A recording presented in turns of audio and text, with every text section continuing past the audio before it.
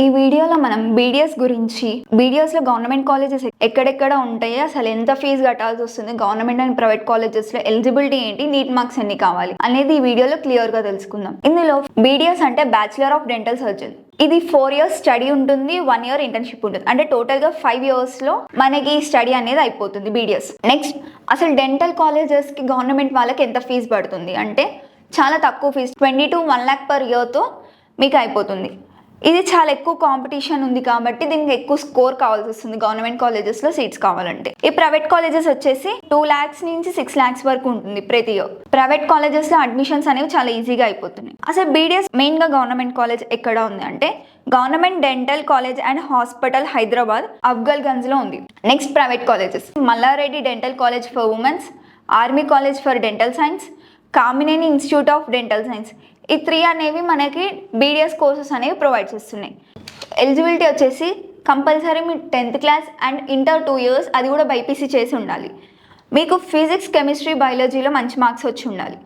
అంటే జనరల్ వాళ్ళకైతే 50%, SC, ST, OBC వాళ్ళకైతే 40% వచ్చి ఉండాలి. అండ్ నీట్ క్వాలిఫై అవ్వాలి.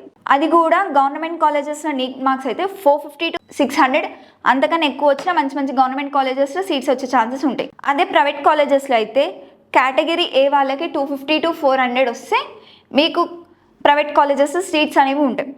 లేదు మేనేజ్మెంట్ కోటా అయినా పర్లేదు, లేదంటే మేము ఎన్ఆర్ఐ కోటాలో వస్తామంటే వాళ్ళ కేటగిరీ బి అండ్ సి అంటారు.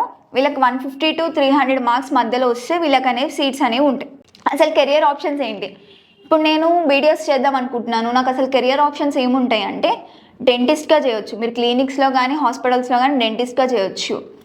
అండ్ గవర్నమెంట్ జాబ్స్ ఉంటాయి. గవర్నమెంట్ జాబ్స్ అనేవి మీకు ఎగ్జామ్స్ అనేవి కండక్ట్ అవుతుంటాయి ఎవ్రీ ఇయర్. మీరు వాటికి అప్లై చేసి కనుక రాసి గవర్నమెంట్ జాబ్స్ వచ్చే ఛాన్సెస్ ఉంటాయి. అండ్ లేదు మేము ఇంకా చదువుకుంటాము, మేము ఇంకా మంచి చేస్తాము అంటే ఎండిఎస్ అనేది ఉంటుంది మీకు. లేదు మాకు మంచిగా బయట దేశాలకు వెళ్ళి చేస్తామని అబ్రాడ్ ఆపర్చునిటీస్ కూడా ఉంటాయి. లేదు అంటే మీరు టీచింగ్ చేయొచ్చు, లేదంటే రీసెర్చ్ సైడ్ కూడా వెళ్ళొచ్చు. కానీ ఒక్కసారి మీరు వీటిలోకి వెళ్ళాలనుకున్నప్పుడు అన్ని ప్లస్ పాయింట్సే కాదు కదా, మైనస్ కూడా ఉంటాయి కదా. అలానే ఇందులో కూడా ఉన్నాయి. ఏంటంటే కాంపిటీషన్ అనేది ఎక్కువగా ఉంటుంది.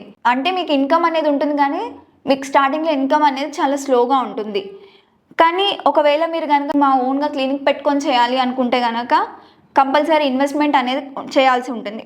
సరే మాకు శాలరీ కావాలి, శాలరీ ఎంత వస్తుంది అంటే ఫ్రెషర్స్కి అయితే స్టార్టింగ్ 15K నుంచి 40K మధ్యలో ఉంటుంది. అదే ఎక్స్పీరియన్స్ వాళ్ళకైతే 50K నుంచి 1 lakh ఉంటుంది. ఒకవేళ మీరు ప్రైవేట్ క్లినిక్స్ పెట్టుకుంటే మీకు అంతకు మించి ఉంటుంది. That's it all for the video. Thank you.